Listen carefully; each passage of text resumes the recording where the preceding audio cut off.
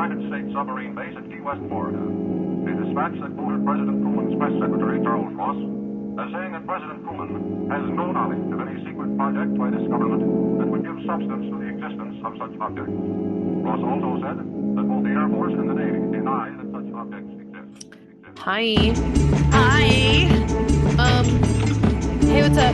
My name is Noelle, and I am the Swedish vegan candy Bubs, now available in North America at Five Below for $3. No longer have to buy it in bulk online. Who are you? I'm Chelsea. I am the oat milk that Noelle thought was regular milk and was worried that it was going to ruin her day. Yeah, that is so true. It was quick though. I took one sip of it and I go, something's wrong. Yeah, and Noelle looked at me Ran and she's in. like, I think this is real milk when we were at Starbucks. And then it turned out to just be oat milk. Yeah, But I the usually fear do in your soy. eyes. Yeah, it was. You saw it. Speaking of fear in our eyes, FanX is 7 days away, and I am excited to get all of this information out of my head. Let me also say here, I feel fine about all of my panels, but the David Lynch one, I was like, I've got to lock the fuck in because Lynch fans are crazy. Mm-hmm. Every single fucking waking moment, I am reading or listening to David Lynch. I could write a biography about him, actually. He is in the folds of my brain. And this is the other thing. I'll just get it out here up top. Sometimes I can't talk about David Lynch without crying, especially when I have to talk about what his art means to me and what he taught me about life and art. It even right now I feel my face getting hot. I can't and I thought that if I inundate myself, it would be exposure therapy. And it has only made things worse because I just see how he was this truly authentic, bred, plucked from the earth artist in every sense of the word, touching every single art medium and truly living the art life. And it has consumed me, and I'm so excited to hopefully take some of that out of my head and put it onto everyone else. I get that. So I'm very happy for you. yeah. I think that the importance of bringing horror to FanX, especially stuff like this, where it does resonate deeply with you, and then it can resonate deeply with other people. I've often said this, I'm not an intelligent movie watcher, but once I learn about the shit you tell me, it can make me appreciate it more. You blew my mind with Star Wars. Star Wars did a ton of innovation, especially Phantom Menace with the way that it filmed. And I'm like, that's so cool. I had no idea. And I wouldn't have known it unless you told me. So I'm excited for you to bring that out into the FanX world. Well, what's funny is that we're going to talk a little bit about production when we do the A24 panel, but this is the shit that people don't talk about, which is the behind the scenes stuff, right? Why, because of the Hays Code, queer relationships and representation had to be coded, and a lot of the times it was coded in horror. And why is that, you know? Or why are there these titans of industry within horror in people like Millicent Patrick who go completely unnamed? And why is that, right? What have we done here? And what happens when we see women in horror transform from being the final girl to behind the screen, directing, producing, writing, filming? And I feel these are all things that you don't get to read in a letterbox review. You know what I mean? These are conversations that you don't really get to have when you talk about horror, but it is the foundations of horror. It's like the interwoven makeup of horror. And even like talking about the horror host, learning about the horror host was one of the most fascinating things that I've ever done and got to share with you and everyone who listens. I always knew of like Elvira and Vampira and Svengoolie and the Crypt Keeper, but I didn't understand where they came from and how socioeconomically it was baked into American culture. So, yeah, I'm super excited to talk about that and David Lynch, obviously. So I was talking about panels Thursday, September 25th at 6 p.m. I have From Creepy Crypts to Late Night Laughs, the history of the TV horror host. 7 p.m., I've got Queer Horror, Monsters, Metaphors, and Main Characters. Friday, September 26th, I've just got 5 p.m., The Unsexiest Vampires. We're talking Rat Boy Summer. And Saturday, September 27th, 4 p.m., we've got Why is A24 So Much Better? 5 p.m., we have Women in Horror, Scream Queens, Final Girls, and Fearless Creators. And at 7 p.m., I'm closing out the day with From Eraserhead to Twin Peaks and Beyond, The Art of David Lynch. I have on Thursday at 2 p.m. Gimmicks Gone Wild, the best and worst characters in wrestling history. And then from 6 to 7, Noelle and I are going to take over in a joint effort on the Creepy Crypts to Late Night Laughs, History of Horror Host, and Queer Horror. Love it when we do panels together. They're always the best. Yeah. On Friday at noon, I have Creating Lasting Legacy in the Comic Book Industry. That is where I will be interviewing Amanda Connor, Colleen Duran, and Jimmy Palmiotti. They work in comic books. So sick. At 3 p.m., I have No More Mutants, House of M, and the Age of Reality Bending Storytelling. Then I have at 8 p.m., Something is Killing the Tropes, the indie horror boom in comics. And then my Saturday, here we go. At 11 a.m., I have The Grandest Stage Turns 40, WrestleMania's Greatest Hits. At 1 p.m., Mega City 101, Judge Dredd for Beginners. 4 p.m., I have 60 plus years of Daredevil comics. At 5, I have Women in Horror Scream Queens with Noelle. At 6 p.m., I have No, I Am Your Father, 45 Years of The Empire Strikes Back. And then at 7 p.m., I have The Politics of Superman, from fighting Nazis and the KKK to the hope of tomorrow. Timely and topical. Excited for that one. Yeah. I love talking. Hello?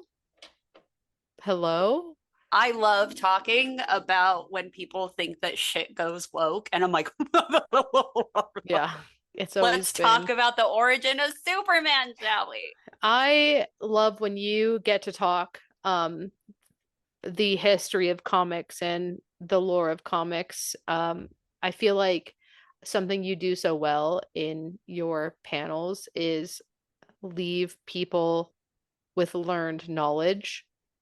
Like I will say one of my favorite panels I got to watch you do is obviously a Star Wars panel. And I got to watch you talk about the lightsaber forms. And I watched every peace and love. I say this with love in my heart.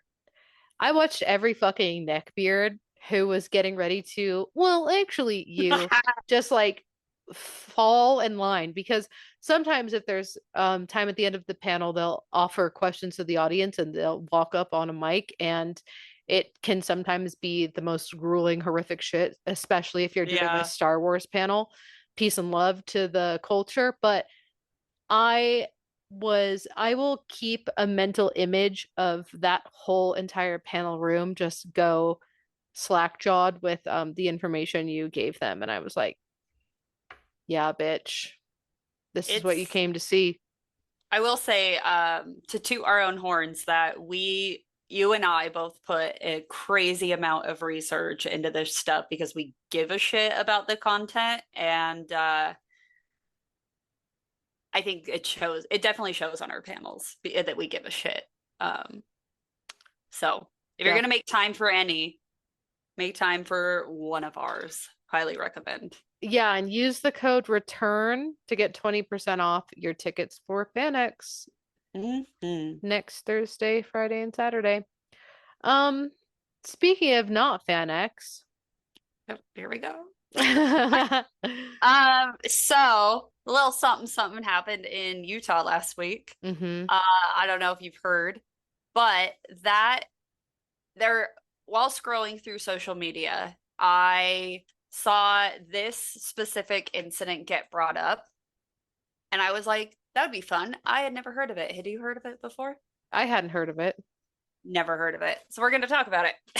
So let's go back to Nazi Germany. And you can you can take the red string from one part of your conspiracy map to the other, your little vision board. Yeah. Create it however you want. We like our jobs. We don't want to get fired or Yeah. So connect it how you will. Yeah, you're up to your interpretation. Up to your interpretation. Oh, So, also, wait, before we get into this, before we say things we can't take back or whatever,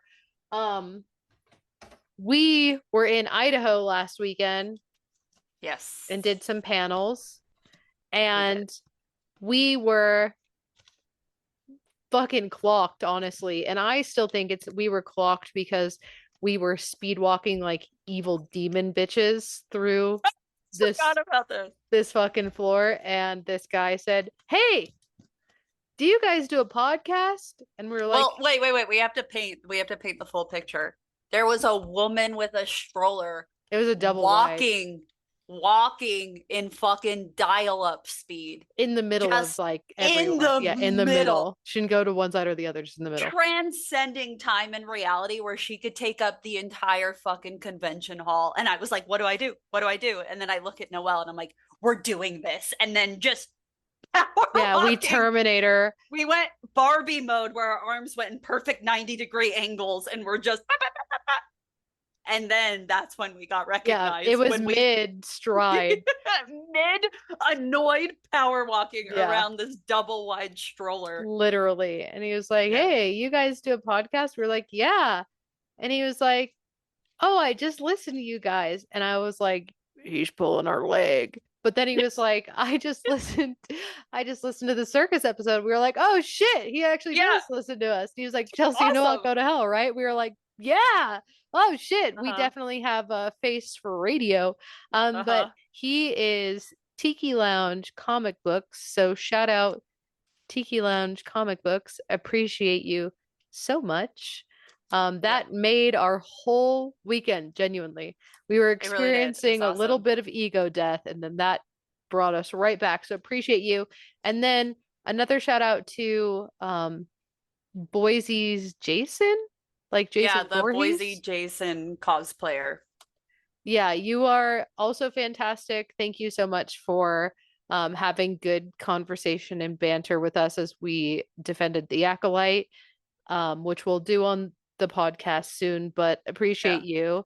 Also, shout out to you, because that didn't have a moderator, and I was like, Noelle, I need you to do this. And like a fucking professional, Noelle went up there and did it live. Hey, for the good of the con. Hey, if there's one thing you can do, it's put a microphone in front of me and make me say stupid shit. But it was great. It was fun, and I was persuaded by your Acolyte defense, so I might even have to give it another try, because unbeknownst to everyone listening to that panel, I had never seen Acolyte. You know what? It was nobody's business. Yeah. And I would never out you. I was like, I know enough that I could get by. I was like, as you know from watching it, Noelle, like there's no point. Me looking up how to say the characters' names before I was like, OSHA violations, and you were like, yeah. And I was like, perfect, exactly I've got it. We did great. We were professional. We did it.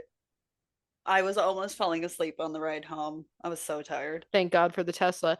I know. Teslas make it easy to fall asleep because they're like, I'll drive for you, babe. And then they blow the gentle breeze in your face and you're just like, oh. Until they start fucking beeping at you and shit like if you don't know, Teslas are annoying and they don't let you have any fun in the car whatsoever. Yeah. So. But anyway, just wanted to get that out of the way before we start talking about Nazis. So shout out to everyone. That we saw in Twin Falls. Yeah, we want to get the good out of the way. Now we're going to dive into the bullshit. Yeah. So, it is the final days of August 1939, and Europe is holding its breath. The summer air is heavy and oppressive, thick with a heat that feels almost unnatural. But what weighs most is not the weather, is the silence. That uncanny quiet before something terrible happens and before the air itself splits apart. People across the continent feel it, and though they cannot exactly say why. In border towns and in capitals, in cafes and on farm roads, there's a sense that the world is sliding towards something no one can stop. Germany has already set the stage. In just a few years, Adolf Hitler has redrawn the map of Europe by force. He has rematerialized the Rhineland, swallowed Austria and the Anschluss, and dismantled Czechoslovakia without firing a shot. Each time the world gasped, and each time the world backed down. And now the Nazi regime has fixed its gaze on Poland. Their appetite is endless, and their ambition was unstoppable. For months, German newspapers have been screaming with accusations that Polish soldiers were harassing German villagers, that ethnic Germans were being beaten in the streets, women attacked, homes burned. The stories were lurid, shocking, and accompanied by photographs staged to look like the evidence of brutality. And most of it is false and exaggerated, but the effect was the same. Ordinary Germans began to believe that they are under siege. The propaganda machine grinds relentlessly day after day, telling them that we are the victims here. We are surrounded by enemies, and only war will defend us. In Silesia, the German-Polish border, people can see the preparations with their own eyes. At night, the stillness is broken by the roar of trains, their windows blacked out, packed with soldiers. Farmers hear the metallic groan of tank engines echoing across the hillsides, though the tanks themselves are hidden in barns and behind tree lines. Families wake to find new roadblocks in place and armed men stationed where yesterday there were none. Children see planes streaking overhead in formation, and it is a theater of inevitability. And everyone in these towns know the curtain is about to rise. Because by 1939, the Nazi regime is no longer a strange political force on the fringes. It is absolute power. The swastika flies from every building, and neighbors who whisper the wrong word about the Fuhrer vanish overnight. Jewish families are stripped of their rights, their shops smashed, their synagogues burned, and the memories of the Kristallnacht, the night of broken glass in November 1938, is still fresh. Flames rising into the sky, glass crunching underfoot, and the sounds of boots and jeers as homes were destroyed and men were dragged into the streets. Ordinary Germans know what the Nazis are capable of. So when the propaganda machine insists that Poland is the aggressor, people believe it not because the stories make sense, but because they are too afraid to question them out loud. And yet the war machine still requires a spark, something to point it to, something undeniable. And so the Nazis stage their play. On the night of August 31st, 1939, at 8 p.m., it happens. A break in the static, a voice in Polish, sharp and urgent, cuts across radio waves from the town of Gleiwitz. Attention! This is Gleiwitz. The station is in Polish hands. One sentence, 15 words. But by the time the sun rises the next morning, German tanks will be rolling across the Polish border. The sentence will be cited as proof of an attack, and Europe will be at war. So what happened was the so-called Polish soldiers who stormed the radio station weren't Polish at all.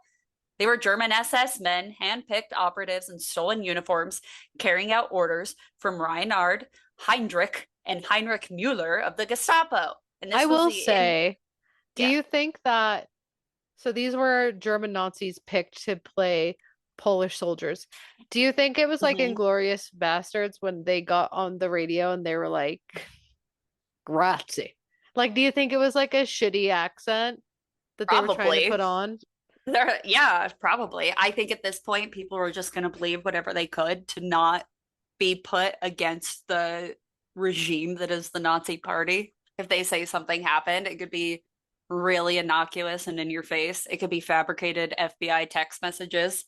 And we'll believe it, you know? Yeah, because who says vehicle? So anyway, I don't. I only say vehicle when I say vehicle. I've never And that's said the only vehicle. time. This is the first time I've said vehicle. Or in my whole life. retrieve. Yeah. But anyway, The only time I say retrieve is when I'm talking about a kind of dog. I know I've never said retrieve. But So this was the infamous Gleiwitz incident, where one of more than 24 staged provocations under Operation Himmler. Its purpose was simple: to invent Polish aggression and to give Hitler the excuse he had promised to his general. The man chosen to lead this operation was Alfred Naujoks, a young SS soldier with a reputation for fists and loyalty. And he and his team. I read that as something way different. How would you read it as? Naujoks? Now Cox and a reputation for fisting. That's what my brain said. Old- I've got to get a lobotomy. Now old Alfie, now Cox fisticuff. I don't know. I can't make that funny. I apologize, everyone. But Oh, shit. old now Cox and his team checked into a hotel near Gleiwitz, posing as businessmen, and they waited for a signal. And when it came, it was almost laughably ordinary. It was Großmutter gestorben, which is grandmother has died. And the phrase meant move now. So the Gestapo had already prepared the evidence. They had selected victims, turned them into props. One of them was Franciszek Honiak, a Great 43-year-old. I'm struggling. There's so many consonants in these words. A 43-year-old farmer known to sympathize with the Poles. Honiak was arrested, drugged, and dressed in a Polish uniform and then shot. His body would be left at the radio station as proof of the quote-unquote attack, and he was not alone. Several prisoners from Dachau concentration camp were also chosen. They were killed, mutilated to make them unrecognizable, and then scattered across the scenes. Yeah, all this to just fake a radio station attack so they can invade Poland. The Nazis called these corpses the Konserve, also known as canned goods. Jesus. Literally human beings reduced to meat, staged as evidence for a crime that never even happened. And when Naujoks and his men stormed the Gleiwitz transmitter building, they went in hard. The night watchman was beaten, slammed against a wall until he collapsed, and the radio staff were tied up and shoved inside. Shots were fired into the ceiling to make it sound like a firefight, and then one of the SS operatives leaned into the microphone and read the scripted line in Polish, which was, "Attention, this is Gliwice. The station is in Polish hands." But here's the irony. Gleiwitz wasn't even a full broadcasting station. It was mostly a relay point for Radio Breslau. The transmission barely carried across the local area, and almost no one actually heard it live. Awesome. Yeah, but the real power wasn't in the broadcast. It was what came after, which were the photographs, the corpses, the Nazi press releases declaring proof of Polish sabotage. It was never about sound waves. It was only about the spectacle. So the next morning, September 1st, Hitler addressed the Reichstag, and he didn't even bother naming Gleiwitz directly. He simply claimed, "For the first time, Polish regular soldiers fired on our territory. Since 5:45 a.m., we have been returning fire." And his words framed Germany as the victim and Poland as the aggressor. And with that lie, the tanks rolled in. Britain and France declared war 2 days later, and World War II had officially begun. And the true story of the Gleiwitz only surfaced after the war, during the Nuremberg trials. A lot of things surfaced during the Nuremberg trials. Oh my God. We should do a full fucking episode about the Nuremberg trials, actually. I know. We definitely should. And there's also that movie coming out about the Nuremberg trials. Oh, no shit. Yeah, and it looks great. I think we have to. Did you ever go over the Nuremberg trials in school? No, I only learned about the Nuremberg trials from my grandma. Oh yeah, because she was there. Well, not there, not in the Nuremberg trials. I don't know why everyone was so mad at her there. It was crazy. During World War II, Nazi Germany, she lived there. So I remember, and then it was through like other sources that have come out, or movies or things where you find out a little bit more about the Nuremberg trials, or you hear famous Nazi who was sentenced during the Nuremberg trials get shot. They've always been a tertiary point of information, not anything I was ever directly able to consume through education, which is wild. I know, it is wild. I too was never like, it was mentioned in text, but we never actually went over like what the Nuremberg trials were. But the movie comes out, it's literally called Nuremberg, and it comes out this year. And it has Russell Crowe, Rami Malek, Colin Hanks, the other Hank's brother. And it's getting really great reviews, but yeah, we definitely have to watch it. We definitely have to talk about the Nuremberg trials and We, cover them because I think we have to refresh the history. When you forget yeah, it, when my favorite seventh grade history teacher, Mr. Miller, who absolutely cracked open my fucking brain. If you want to talk about like, people always have that one teacher who like just yeah, altered the chemistry of their brain. Mr. Miller was that for me. And I can barely remember any of my other teachers' names. I can almost remember every single day in that class. And he had across the room, like on the top of the ceiling in giant font, history is doomed to repeat itself when nobody pays attention. And I think about that all the fucking time. And he yeah, was such a fantastic teacher. We weren't learning about World War II in his class. That was in high school. We were learning about like the cultures and civilizations of the world yeah, and it was world history in his class. So but I think about that and I think about that quote all the time and I think about how every year it seems like education gets more removed from going over like the horrific truths and yeah. atrocities. Obviously Watered this down for sure. watered down absolutely. I mean even in current day America, their textbooks now and books in libraries and in schools that are like Christopher Columbus was actually like super awesome and nice to the natives. Have you seen some that have been flipping that slavery was like They're trying to say that, employment opportunity? yes, I saw the like animated short that was like, um, they were like, slavery was basically just getting a job, and some people liked it and they It loved was the like opportunity to come. internships. Yeah, Yeah. they were like, and they loved the opportunity to come to the United States. And it's like, Um, holy fucking one shit. one thing is counterculture will also always push back. And so there have been a lot of people writing that history that's getting written out and selling it. So if you can afford to pay for it, people should do that. There's a few books that I'm ordering. I will say that one thing that would be fun, we should sponsor a few ticket giveaways for to see that movie on our Patreon. Oh, that would be a super We should great do like idea. a Yeah. random pick and then we'll send you in a date to go see Nuremberg.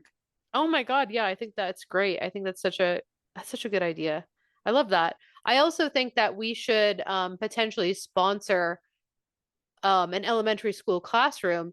If you live in a state that won't take these books and throw them away in a burn pile, DM us, email us, reach out to us however you can.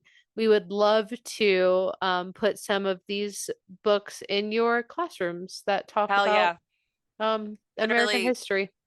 comment on the episode, leave a hate comment on our YouTube, Yeah. Amazon podcast. I don't know how we got on. No. I don't know how we got there. But yeah, reach out so we can do that. Yeah, Anyway. nothing is sacred from Amazon. They got us all. Anyway, Alfred now Jacques himself testified, admitting that he carried out the operation under orders from Heydrich. And other testimony confirmed that Polish uniforms had been supplied by the Abwehr, and the concentration camp prisoners had been used as disposable evidence. And the details were not rumors whispered by survivors. They came from the mouths of the men who orchestrated the deception. And this is where the sinister genius of the Nazi regime comes into focus. And they understood that lies don't even need to be airtight, and they don't even need neutral investigators to believe them.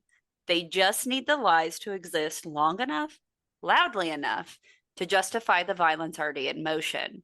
Gleiwitz was not a convincing story, but it was a convenient one. You know what I think about here? I think about like every conspiracy theory that's ever come to light that a lot of people kind of like fuck with.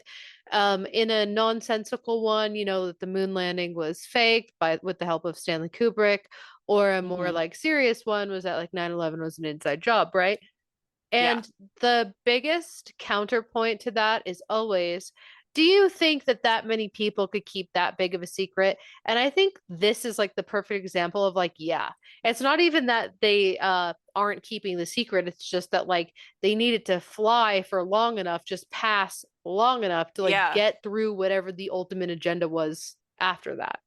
Oh, exactly. Like by September 1st, they already had the propaganda machine on their side. And then just like what, mere days later, World War II started. Yeah, Like this exactly. happened August 31st. And then we talked about it by I thought you September said, yeah, 1st, September 1st. 2 days later. So this happened August 31st. The next day, September 1st, Hitler addresses it. And then Britain and France declared war 2 days later, less than 5 days. Yeah, it's like no one is keeping like a secret, like turning bright red like a Airhead commercial, like, "Whoa, you guys, I've got something to say." Yeah. Like it's just it has to pass long enough for the next big thing to happen, which in all of these conspiracies, it happened almost immediately within days.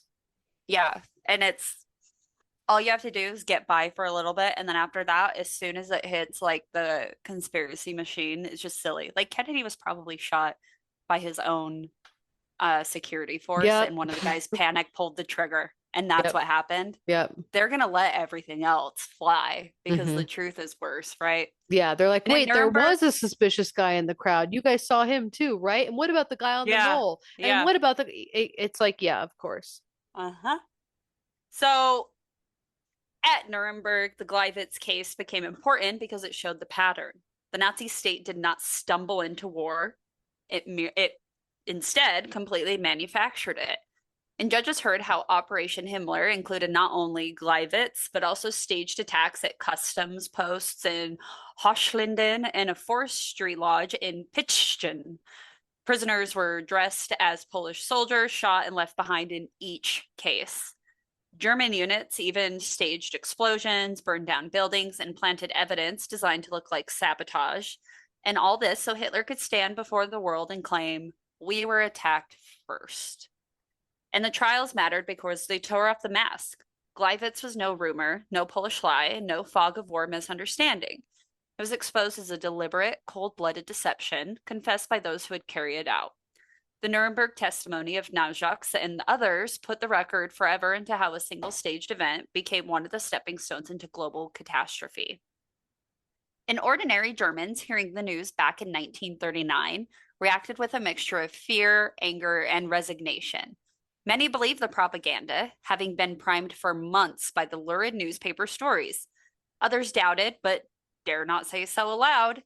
In the Nazi state, disbelief was dangerous. Oh, The like your question, show could be taken off air? yeah, or you can get put on a list and get fired from your job. Oh, yeah. Hmm. Yeah, yeah, yeah. Interesting. So to question the official story was to risk being accused of disloyalty or of treason. So people repeated what they were told because survival depended and demanded it. The lie became reality simply because no one was allowed to contest it. Hmm.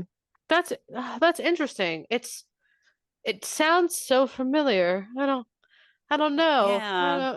I mean, I Hmm. have to think about that one a little bit more. It feels like I don't know. It's just like I'm having a little bit of deja vu. It's weird, right? I can't Mhm. quite put my finger on it though. Yeah, I feel like something maybe happened. I don't know. Anyway.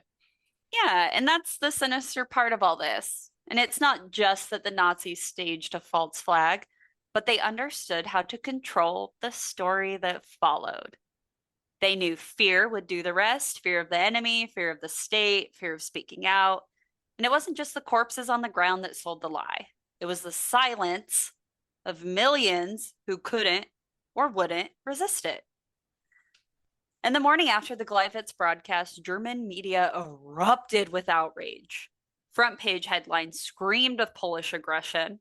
State run newspapers framed it as the proof they had been waiting for, that the Poles had crossed the border, stormed German soil, and declared war by seizing a German radio station. And the corpses left behind were paraded as evidence. Photographs were circulated to the press and on Twitter.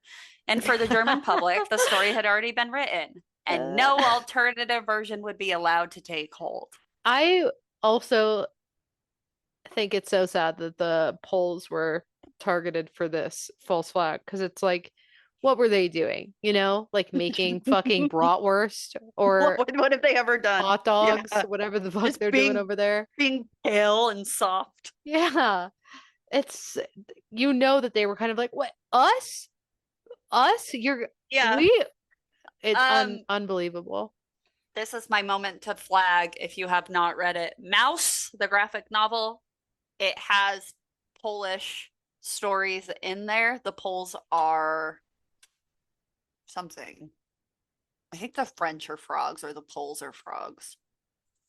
I don't remember. Oh yeah, But because the it's like Nazis are World War, cats. yeah, it's World War II through the Yeah, lens of animal the Nazis are storytelling. cats and the Jewish people are mice. And it's called Mouse, like Jewhausen. I really recommend it. I think that it's probably one of the most important graphic novels of our time. If you can get your hands on it, it is amazing. So outside Germany, the reaction was a little bit more complicated, and foreign correspondents stationed in Berlin were summoned to the border. And they were shown the radio tower at Gleiwitz, ushered past the scattered bodies, and told in solemn tones that Poland had attacked. But neutral observers were not allowed to investigate independently. They were only permitted to see what the Gestapo wanted them to see. And reporters noted the strangeness of it all, the lack of detail, the absence of actual Polish soldiers captured alive, and the speed with which the Nazi state declared the case closed. In the British Broadcasting Corporation, the BBC, reported the incident cautiously, saying, quotes, "There have been reports of an attack on a radio station in Gliwice, which is just across the Polish border in Germany." And the phrasing itself showed a little skepticism because the BBC did not declare it as fact. They reported it as a claim, something alleged, not proven, and that distinction mattered because to much of the outside world, the Gleiwitz story felt convenient and suspiciously so. But the suspicion didn't matter because by then German tanks were already rolling. And Hitler's speech on September 1st sealed the performance. Standing before the Reichstag, he painted Germany again as the victim of repeated Polish incursions. And it didn't matter that he never mentioned anything directly, but that the Nazi invasion were all primed and ready to justify their invasion of the world. And what's important to remember is that the Nazis had been doing this from the very jump. These were not clumsy and they didn't improvise any of this. It was merely coordinated theater staged in multiple locations, again, to create the illusion of widespread Polish aggression. And, oh my God, I'm losing my spot. I feel like I'm repeating myself here. You might be. Let me go ahead. Let me go ahead. Aha. So again, back at the Nuremberg trials, for years, the details of Gleiwitz and Operation Himmler were obscured. But after the testimony of Alfred Naujaks, other officers confirmed that there was a chain of command and actually named Heinrich Müller and the Gestapo essential to the planning. Testimony revealed the systematic use of concentration camps, again, as that disposable evidence. And eventually, Gleiwitz came into proper context, that it was not a border skirmish, not a misunderstanding, but it was a deliberate false flag operation. And that's why the Nuremberg trials were much more than justice for all the other atrocities that we attribute to World War II. They were about establishing truth and about ensuring the world understood how the Nazis had operated. And without the testimony, we never would have known the truth about Gleiwitz, and it would have remained shrouded in rumor. But with these testimonies, this incident became one of the clearest examples of a state staging violence to create a pretext for war. What do you think about that, Noelle? Have there been other reports in history of governments or countries doing these staged coups? That's what it would be, right? It's like a staged coup. Or is a coup only when you take over your own government? It's interesting that you'd say that. A coup, I think, is taking over your own government, but we have seen this before, and not with just the Nazis. That's such a great observation because oh my God, you are going to talk about that? That was a genuine question. That was a genuine question. No, you did great. The Soviets, in fact, staged the shelling of Manila, not Manila. It's not Manilla. It's Mainila in 1939 to justify their invasion of Finland. The United States leaned on the Gulf of Tonkin incident in 1964 to escalate its war in Vietnam, and Russia's little green men in Crimea in 2014 soldiers without insignia who were not officially Russian until they were fit the same mold. Over and over, powerful states use deception not to win debates, but to create a spark, a justification, a story that leads them to act first and argue later. Yeah, well, I mean, wasn't that the whole like Bay of Pigs shit? We did that a bunch with like the United States did that a bunch, but I guess I was curious if Yeah, weapons of mass destruction and all yeah, that you to know. get us into wars we don't Yeah. need to be in. Yeah. I know that we've done it. I was kind of curious if other people had done it, but obviously the main players are the United States and Nazi Germany, so that makes sense actually. Okay. And suddenly that brings us back to today. Because when tragedy strikes, whether it's an assassination, an explosion, a sudden outbreak of violence, the first thing to arrive is not clarity, it's narrative. Politicians rush to control the story, media outlets race to frame it, online voices amplify whatever explanation benefits their side, and the truth usually lags behind, stumbling in days or weeks later, and by which time the damage has already been done. And that's like why Gleiwitz matters. It needs to remind us that narratives are dangerous things because they turn corpses into props and they can transform an aggressor into a victim. They can justify war in the space of a single sentence. But the lesson here isn't that every event is a false flag. The lesson is that every event will be claimed by someone, spun, shaped, and weaponized. And if we aren't careful, we're going to end up living in a world where the first story told becomes the only story that matters. So remember, the farmer Franziak Honyok, Perfect. who was sacrificed to a lie. Remember the quote unquote canned goods, the corpses turned into props. And remember the phrase grandmother has died, the signal that triggered a world war. As innocuous as it sounds, and remember that in the hands of the powerful, the truth is often the first casualty. Because sometimes the most dangerous weapon isn't a bomb or a bullet, it is the story they want you to believe. Ooh, I like that. I like the truth is often the first casualty. That's cunty.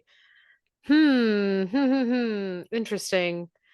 Never heard this. Interesting. Yeah, this is all new information that I've never seen play out multiple times. My poor public education really let me down this time. Yeah, I mean, feels intentional. But you know what I will say that I am curious about that maybe this might be the only hope I have to hold on to. Maybe it's like a little bit of delusion, I don't know. But after historically, we can even go out of the United States. We can go out of what I was thinking about with Czech New Wave. But historically, after like a big atrocity, a big humanitarian crisis, a war, somewhere where like individuality was stifled, like there have been these post-era renaissances, right? It's where the word comes from. And I think of like, so you mentioned Czechoslovakia in the beginning of the episode. So when Czechoslovakia was taken over, their media was obviously censored. Everything they did, music, media, art, everything was censored. What you could read and do and say, it was all censored.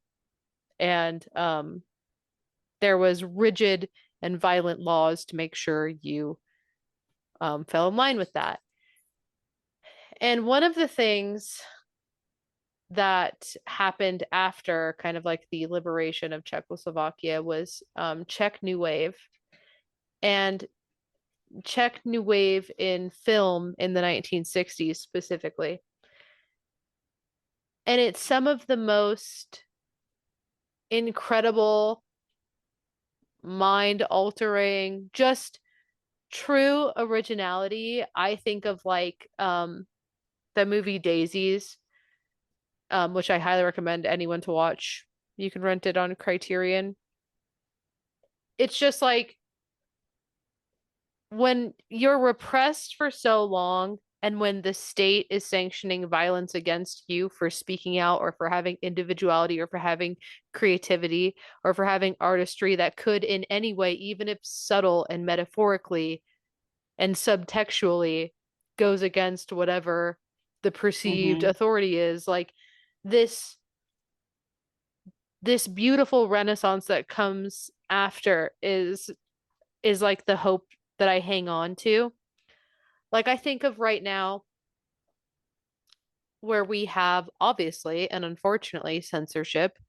We have censorship in media and in opinions, and Mhm. slowly but surely it'll also be coming in art and film and TV. Well, it already is in TV, and comedy, unfortunately. Yeah.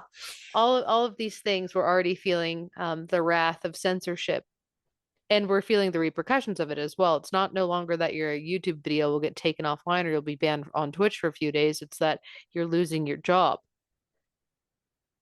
And that's terrifying. And it's like demoralizing.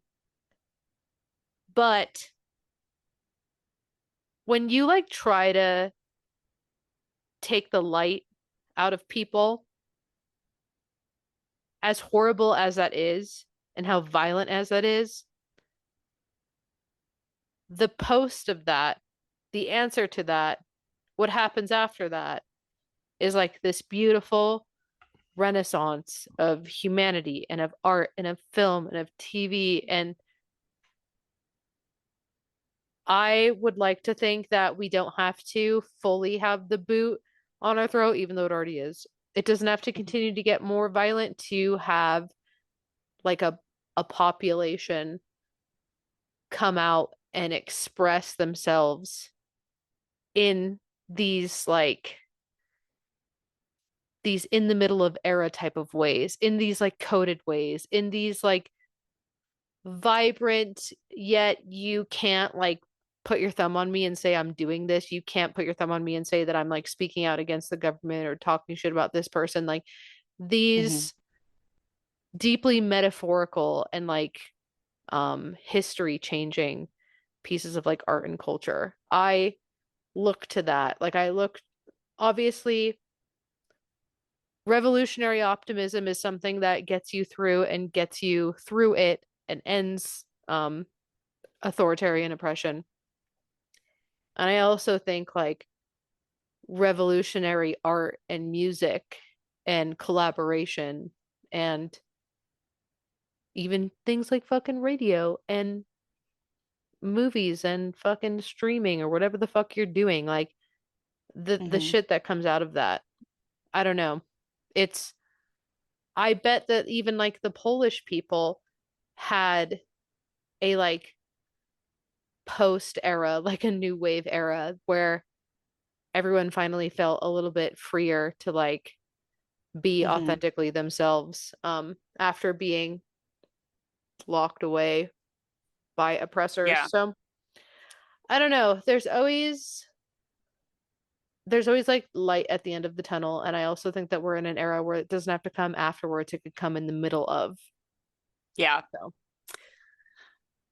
Yeah, I agree with you. I think that the art and all of the subculture that's going to come out of this all is going to be quite beautiful. I think it's going to be protest and radical in its own ways, but we have to keep that art alive by taking it in and supporting it. So financially, that can be hard, but sometimes all you have to do is just show up or do a share on social media.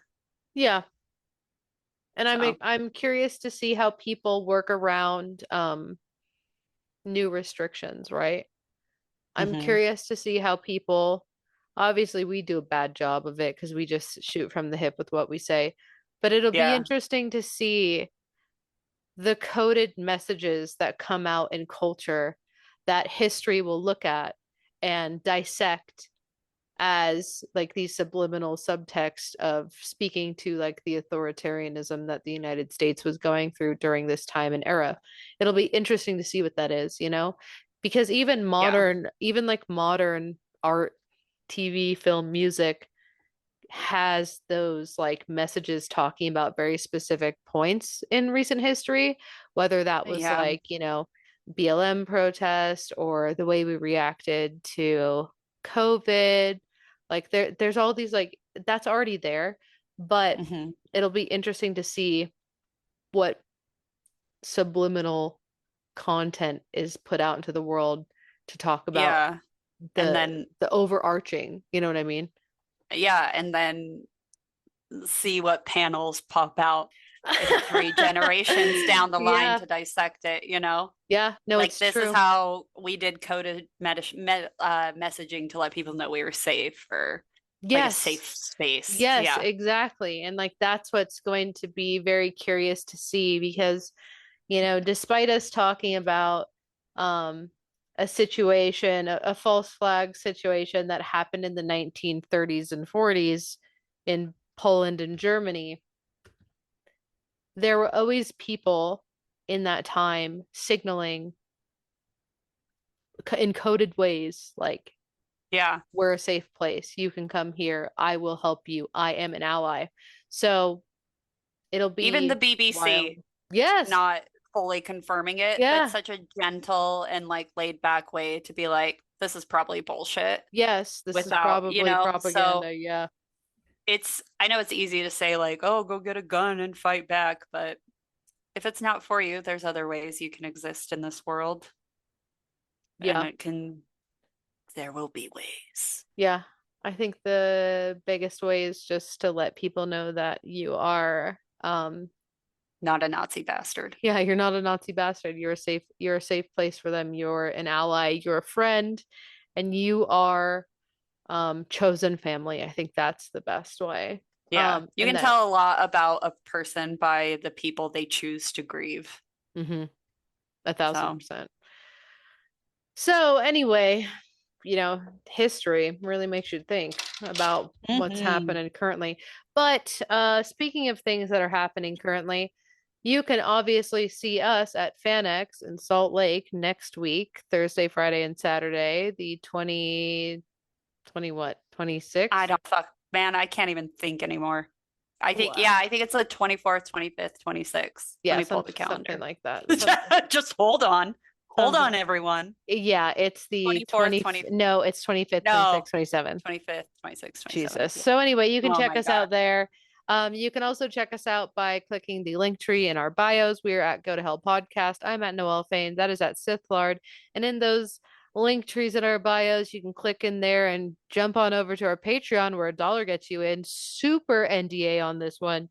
Big fat NDA on this one. Remember, if you say anything that we talked about on the Patreon Means you're a bitch. to people who are outside of the Patreon, we will sue you. So We'll get a I lawyer will get a and we'll fucking see you lawyer. in I'll court. sue you. So that's there. $1 gets you in. We will record our panels. We will upload those to Patreon. They will be free to listen to.